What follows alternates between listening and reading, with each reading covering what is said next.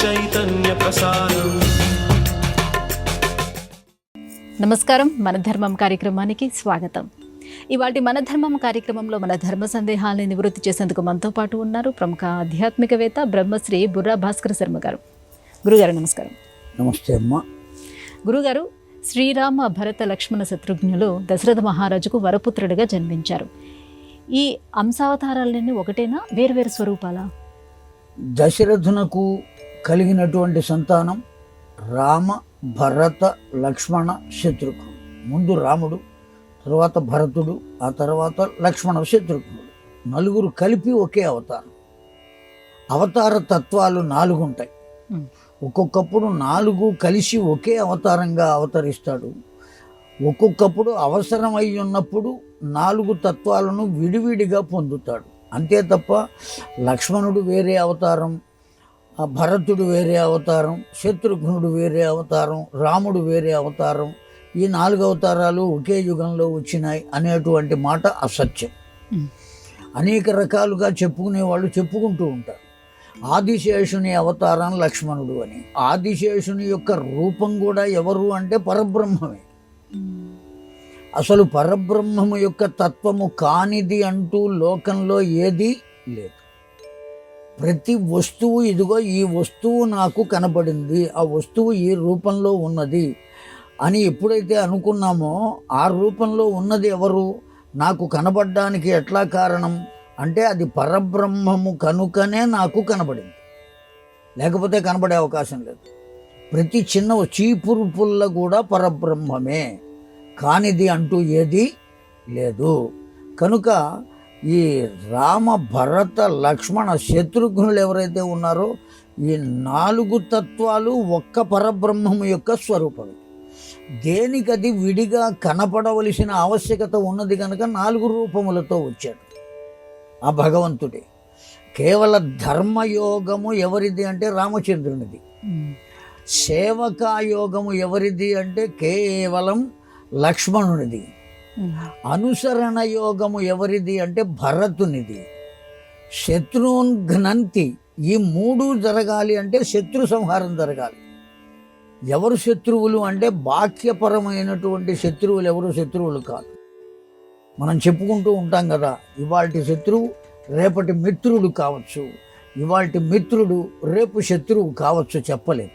కానీ ఎప్పటికీ శత్రువులుగానే ఉండేవాళ్ళు 6 ఉన్నారు. కామ, క్రోధ, లోభ, మోహ, మద, మాత్సర్యములు. ఈ 6 శత్రువులను ఎవరైనా మహానుభావులై, పండితులై, శాస్త్రవేత్తలై, అధ్యయన పరులై ఉన్నటువంటి వాళ్ళు ఏదో ఒకదాన్నో రెండిటినో జయించవచ్చు. కామాన్ని, లేదా లోభం, మోహం, మదం, మాత్సర్యం, ఈ 6 1, 2 లేదా 3 జయించవచ్చు. కానీ 6 జయించిన వాడెవ్వరు అంటే కేవలం శత్రుఘ్నుడు ఒక్కడే. ఆ 4 అన్నదమ్ములు. అందుకనే శత్రుఘ్నుడు అంటే శత్రువున్ ఘ్నంతి ఇది శత్రుఘ్న. దివ్యమైనటువంటి ఆ శత్రువులను, అంత భయంకరమైన శత్రువులను జయించిన వాడు అతడొక్కడే. ఆ కారణంగా ఆ తత్వం ఎవరిది అంటే భగవత్తత్వం. ఆ శత్రువుల 6 శత్రువులను జయించగలిగినటువంటి తత్వంగా భగవంతుడు శత్రుఘ్నుని రూపంలో అవతరించాడు. అనుసరణ తత్వం, రాముడు ఏది చెబితే అది, రాముడు చెప్పిందే జరగాలి, రాముడే ప్రధానమైన వాడు, మిగతావి ఏవి ప్రధానమైనవి కావు. భరతుడు ఎంత గొప్ప తత్వాన్ని చూపించాడు అక్కడ. ఏ కష్టం లేకుండా, యుద్ధం లేకుండా, ఏమీ లేకుండా తన తల్లి తనకు సర్వస్వం, రాజ్యాన్ని అప్పగించడానికి సిద్ధంగా తీసుకొచ్చింది. తీసుకొస్తే అదే మనమైతే ఏం చేస్తాం, సింహాసనం మీద కూర్చుంటాం, అందులో ఏమాత్రం సందేహం లేదు. కానీ రామునికి చెందవలసినటువంటి సింహాసనాన్ని నేను పరిపాలిస్తే ఎటువంటి పాపాన్ని పొందుతాను అనేటువంటి పాపాలు, కొన్ని పాపాలను మొత్తం చెప్పాడు, కౌసల్యాదేవికి చెప్పాడు భరతుడు. అటువంటి వాడు ఇంకొకడు దొరకడు. రామచంద్రుడే చెప్పాడు, భరతుని వంటి తమ్ముడు ఉండడు అని. ఎవరితో చెప్పాడు? లక్ష్మణునితో చెప్పాడు. లక్ష్మణుడు కూడా మెదలకుండా ఊరుకున్నాడే తప్ప నేను తమ్ముణ్ణి కదా, నీకు సేవ చేయడానికి వచ్చాను కదా, నన్ను వదిలిపెట్టి భరతుడు గొప్పవాడని చెబుతావా, నీ వెళ్ళిపోతా అని అనలేదు లక్ష్మణుడు. కనుక ఆ సేవ చేసే పద్ధతి ఎలా ఉండాలో నిరూపించి అన్నగారికి సేవ చేస్తూ ఆ ఉండే తత్వాన్ని భగవంతుడు చూపించడానికి లక్ష్మణుడిగా అవతరించాడు. ఆ భగవంతుడే అనుసరణ తత్వాన్ని చూపించడానికి భరతుడిగా చూపించాడు. శత్రువులను జయించే తత్వానికి మీకు రామాయణం మొత్తం మీద శత్రుఘ్నుడు 3 చోట్ల కనబడతాడు ఎక్కువగా, మిగతా చోట్ల కనపడ్డు. ఎందువల్ల అంటే కేవలం ఆ శత్రువులను జయించాలి. ఏ శత్రువులు జయించాలి అంటే లోపల ఉన్నటువంటి అరిషడ్వర్గములు, వాటిల్ని జయించాలి ముందు. బాక్యమైనటువంటి శత్రువుల్ని జయించి ప్రయోజనం ఏం లేదు. అప్పటికప్పుడు సుఖం కలగవచ్చు లేదా సంతోషం కలగవచ్చు, కానీ ఆనందాన్ని పొందాలి అంటే మాత్రం ఈ 6గురిని జయించి తీరాలి. అలా జయించేటువంటి తత్వం ఎవరిది అంటే శత్రుఘ్నుడిది. అతను ఎప్పుడూ ముందుకు రాడు, నేను అనేటువంటి విషయాన్ని ఎక్కడా చూపించడు, ఎప్పటికీ వెనకాలే ఉంటాడు. ఎవరి వెనక ఉంటాడు అంటే భరతుని అనుసరించి ఉంటాడు ఆ తత్వం. కనుక భగవత్ తత్వంలో ఉండే 4 భాగములు 4 రూపములుగా వచ్చినాయి.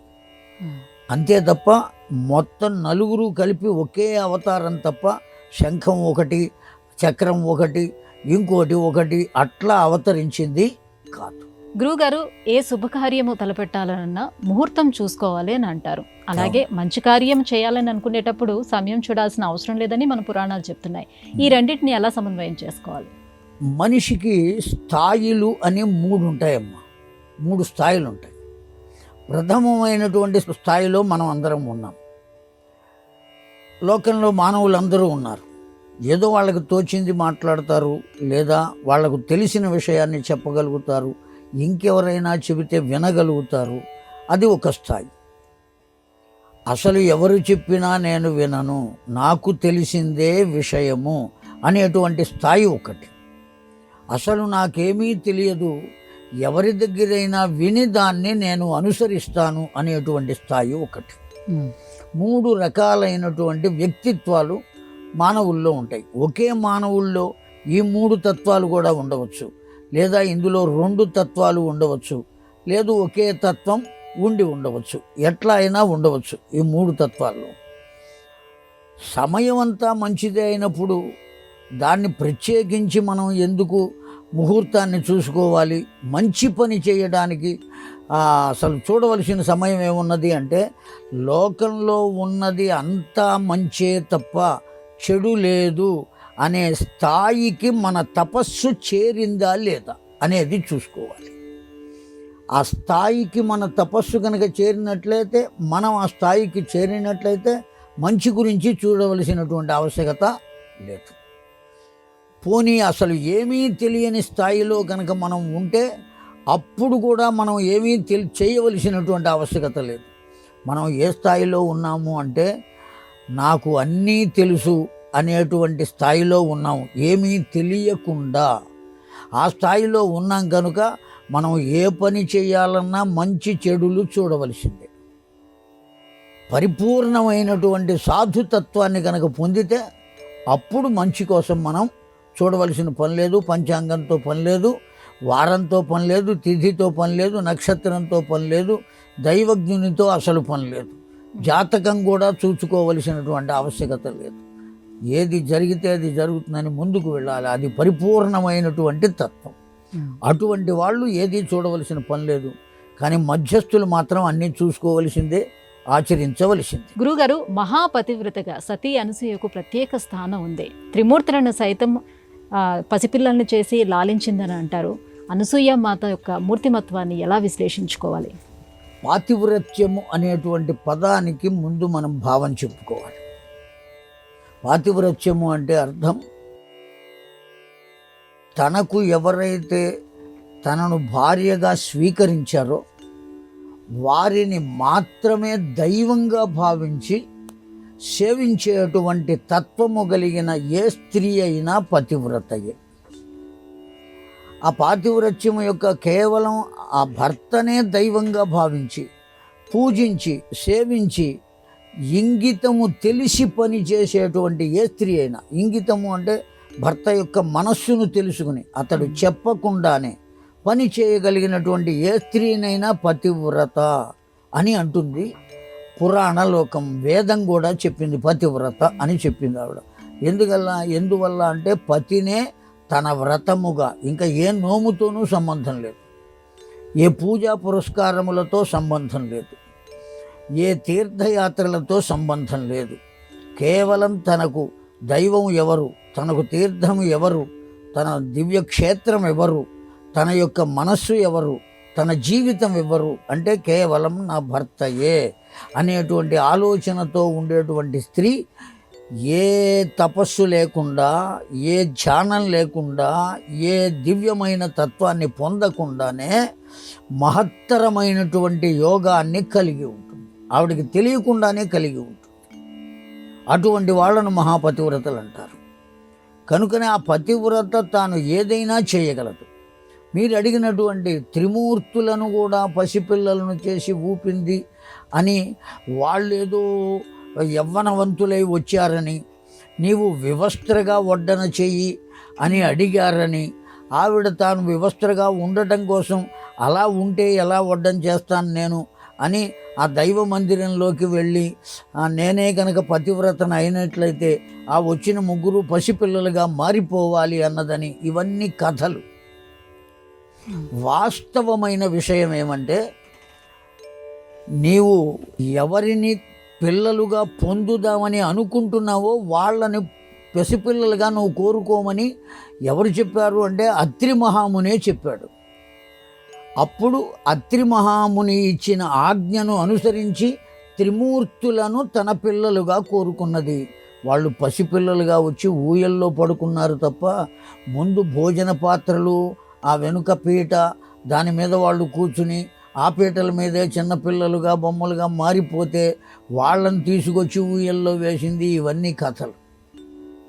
వాస్తవమైనటువంటి పురాణ గాథ ఆవిడ కోరుకుంటేనే వాళ్ళు వచ్చి పిల్లలుగా ఆవిడకి కలిగారు. అసూయ అనేటువంటి గుణం యొక్క తత్వం మనకందరికీ తెలుసు.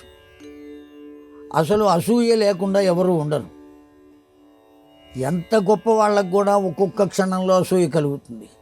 కానీ పెద్దలు చెప్పినటువంటి మాటల చేత ఉన్న అసూయను పోగొట్టుకోవచ్చు, మలచుకోవచ్చు.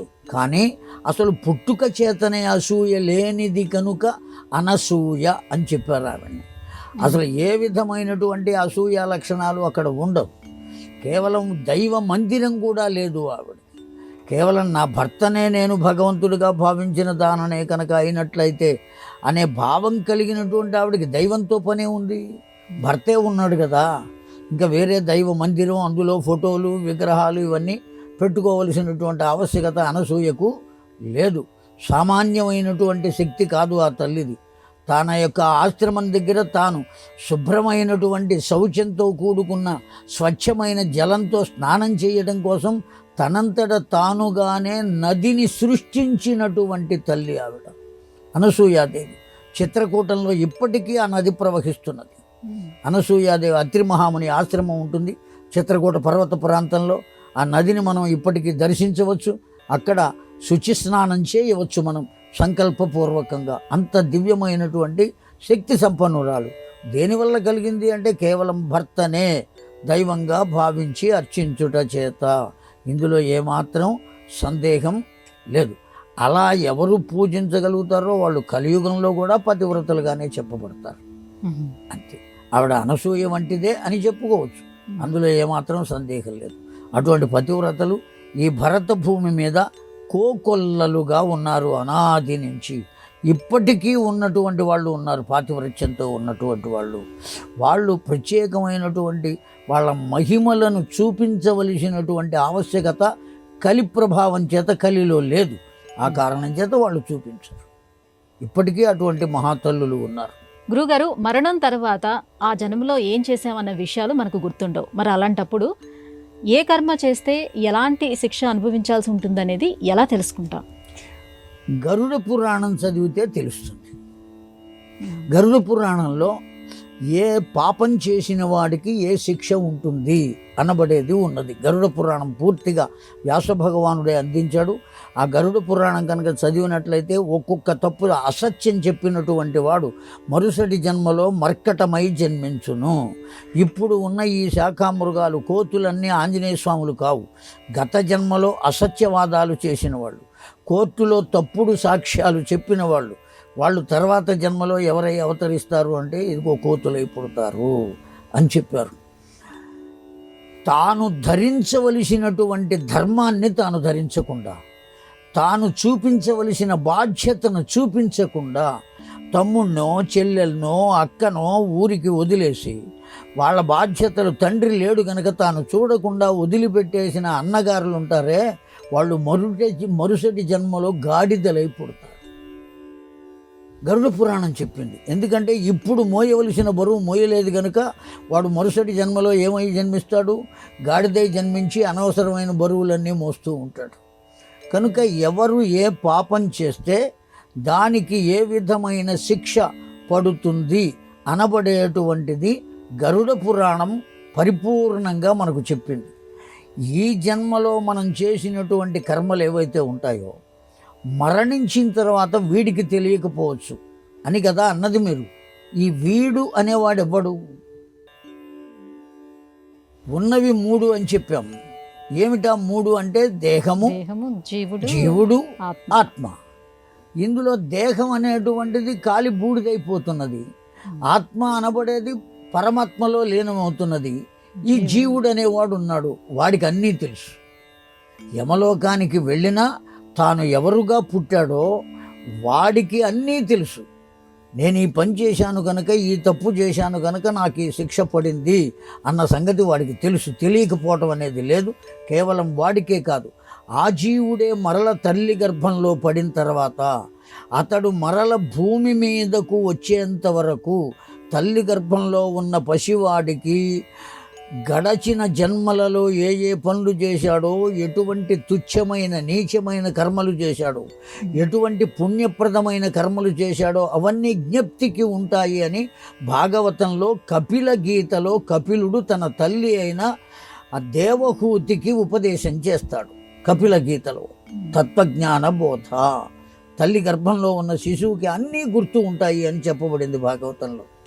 కనుక జీవుడికి అన్నీ గుర్తుంటాయి, గుర్తు ఉండకపోవడం అనేది లేదు. ఎవరికి గుర్తు ఉండదయ్యా అంటే ఈ శరీరమే నేను అనుకునేవాడికి వాడు బ్రతికున్నా కూడా చేసినవన్నీ మరిచిపోతూ ఉంటాడు.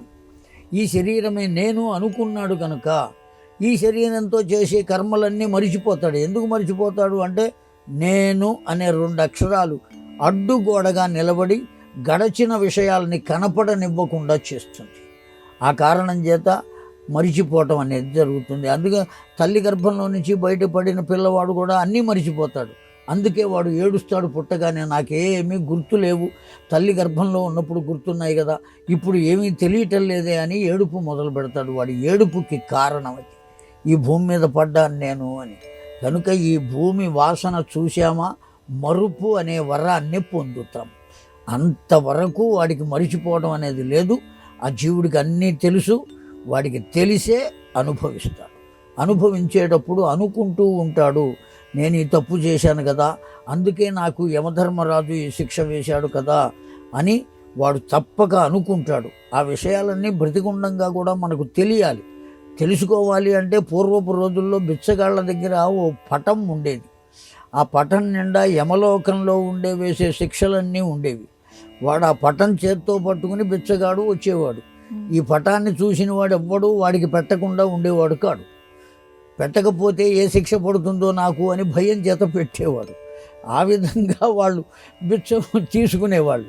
కనుక తెలియాలి, తెలుసుకోవాలి అంటే ఎవరి జోలికి వెళ్ళాలి అంటే పురాణాలు. వ్యాస భగవానుడు మన కోసం ఇచ్చాడు. ఆ గరుడ పురాణం జోలికి వెళితే, ఆ గరుడ పురాణం కనుక మనం వినగలిగితే అన్ని విషయాలు ఇప్పుడు కూడా మనకు తెలుస్తాయి. గత జన్మలో చేసినవి గుర్తు రాకపోవచ్చు, కానీ ఏ శిక్షను దేనివల్ల మనం అనుభవిస్తాము అనేటువంటి విషయం మాత్రం గరుడ పురాణం మనకు తెలియజేస్తుంది. గురుగారు, శ్రీకృష్ణుడు భగవద్గీతను అర్జునుడికి యుద్ధరంగంలో బోధించాడు. మరి వ్యాసుడు మనకి ఎలా అందించాడు ఈ భగవద్గీతను? సర్వం వేత్తి వ్యాస. అన్నీ తెలిసినటువంటి వాడు ఎవరయ్యా అంటే వ్యాసుడే. భూత భవిష్యత్ వర్తమానములు అన్నీ తెలిసినటువంటి వాడు. వ్యాసుడికి తెలియకపోవడం, ఆయన వచ్చిందే దేనికోసం వచ్చాడు? ఒకే ఒక్క పని చేయడం కోసం వచ్చాడు. వ్యాసుడు వచ్చిందే పురాణములను అందించుటకు. ఆ పురాణములన్నీ కూడా ఏవి? జరిగినటువంటి చరిత్రలను పురాణముగా అందించాడు. జరగనివి చెప్పలేదు, జరిగిన వాటిల్నే చెప్పాడు. వాటిని ఆధారంగా చేసుకుని మనకు ధర్మాలను బోధించాడు, న్యాయాన్ని బోధించాడు, నీతిని చెప్పాడు. నీతి శాస్త్రాన్ని రచించినటువంటి వాడు విదురుడు. అయినా ఆ నీతి శాస్త్రం మొత్తాన్ని, విదుర నీతిని మనకు అందించిన వాడు ఎవరు? వ్యాసుడే. నీతిని చెప్పినవాడు విదురుడైతే ఈయన ఇవ్వటం ఏమిటి, ఆయనే ఇవ్వచ్చు కదా అని అడిగే హక్కు మనకేం లేదు. ఆయన చెప్పిన నీతిని అంతటినీ సేకరించి ఆ నీతి శాస్త్రాన్ని మనకు వ్యాస భగవానుడు అందించాడు. దానికి తన పేరు పెట్టుకోకుండా, వ్యాస నీతి అని పేరు పెట్టుకోకుండా, మహానుభావుడు గొప్పవాడు కనుక, అది విదురుడు చెప్పిన విషయం కనుక విదుర నీతి అని పేరు పెట్టాడు. ఆయనే అందించాడు. అట్లాగే భగవద్గీత కూడా భగవానుడు పరిపూర్ణంగా 700 శ్లోకాలు అర్జునునికి బోధించినా వాటిని అన్నిటినీ కూడా మరల తీసుకుని జాగ్రత్తగా మనకు అందించినటువంటి వాడు ఎవరు అంటే వ్యాస భగవానుడు. ఎలా అందించగలిగాడు అంటే ఆయనకు తెలియనిది లేదు, గుర్తు ఉండనిది లేదు, చెప్పలేనిది లేదు, అన్నీ తెలిసినవాడు కనుక ఆయన చెబుతాడు. భోజనం చేయడం అనేది కూడా దైవ కార్యమేనా? ఈ సమయంలో పాటించవలసినటువంటి నియమాలేంటి? చాలా నియమాలు. చాలా మంచి ప్రశ్న వేశారమ్మా. ఇవాళ రోజున భోజనం అనబడేటువంటిది చాలా అపప్రథగా లోకంలో ప్రవర్తింపబడుతున్నది. కేవలం కడుపు నింపుకోవటం కోసమో, ఆకలి పోగొట్టుకోవటం కోసమో అని అనుకుంటున్నాం. కానీ వాస్తవానికి భోజనము అంటే యజ్ఞము అని అర్థం. భోజనం అంటే యజ్ఞము చేయుట. ఆ యజ్ఞం చేయడం, మనంతటా మనం భోజనం చేసినా అది యజ్ఞమే, మన ఇంటికి వచ్చిన వారికి మనం పెట్టిన యజ్ఞమే. యజ్ఞం చేసేటప్పుడు ఎలా యజ్ఞం చేస్తాం? మనం కూర్చుని యజ్ఞం చేస్తామా, నిలబడి యజ్ఞం చేస్తామా, పడుకుని యజ్ఞం చేస్తామా, టీవీ చూస్తూ యజ్ఞం చేస్తామా? ఏం చేస్తాం మనం? చక్కగా ఓ స్థిరమైనటువంటి చోట కూర్చుని పవిత్రమైనటువంటి ఒక విస్తరి వేసుకుని లేదా పవిత్రమైనటువంటి పాత్రను ఉంచుకుని ఆ పాత్రలో ఏ ఏ భోజన పదార్థములు, నియమములు కూడా అడిగారు కదా మీరు. ఆ వడ్డన చేసే దాన్ని వడ్డన అంటారు, పెట్టడాన్ని. ఆ వడ్డన చేసేటప్పుడు ఏది ముందు పెట్టాలి, ఏది తర్వాత వడ్డించాలి అనేది కూడా శాస్త్రం చెప్పింది మనకు. ముందుగా అన్నం పెట్టరాదు. ముందుగా ఏ ఏ వస్తువులు, ఆ పదార్థములు ఏవైతే ఉన్నాయో అవి మాత్రమే వేయాలి. ముందుగా అన్నము ఇద్దరికి మాత్రమే పెట్టాలి.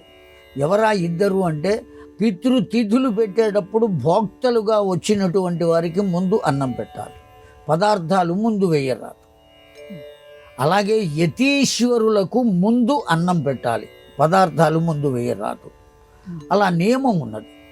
భోజనం చేయడానికి కూడా ఓ నియమం ఉన్నది. నువ్వు పీట మీద కూర్చోవాలి, కింద పాత్ర ఉంచుకోవాలి, వంగి ఆ ముద్ద నోట్లో పెట్టుకోవాలి. అలా వంగి లేవటం చేత శాస్త్రపరంగా ఈ ఉన్నటువంటి జఠరాగ్ని ఏమవుతుందంటే రగుల్పబడుతుంది, ఆకలి పెరుగుతుంది, కడుపు నిండా తినగలుగుతావు, ఎంత తింటే అంత బలాన్ని పొందుతావు. అన్నగత ప్రాణాలు కదా మనవి. ఆ కారణం చేత ఆ తిండి మాత్రమే. ఆలజాతికి తిన్నది పుష్టి అని చెప్పారు తిరుపతి వెంకట కవులు. కనుక మనకందరికీ కూడా బలం రావాలి అంటే కేవలం ఆహారమే బలం. అంతే తప్ప కేవలం జిమ్ముకి వెళ్ళినంత మాత్రం చేత కండలు రావు. ఏమీ తినకుండా జిమ్ముకి వెళితే ఎముకలు కూడా విరుగుతాయి. అందుకోసం ఆ జిమ్ముకి వెళ్ళేవాడు కూడా ఏం చేయాలి? తగినంత ఆహారాన్ని తీసుకోవాలి.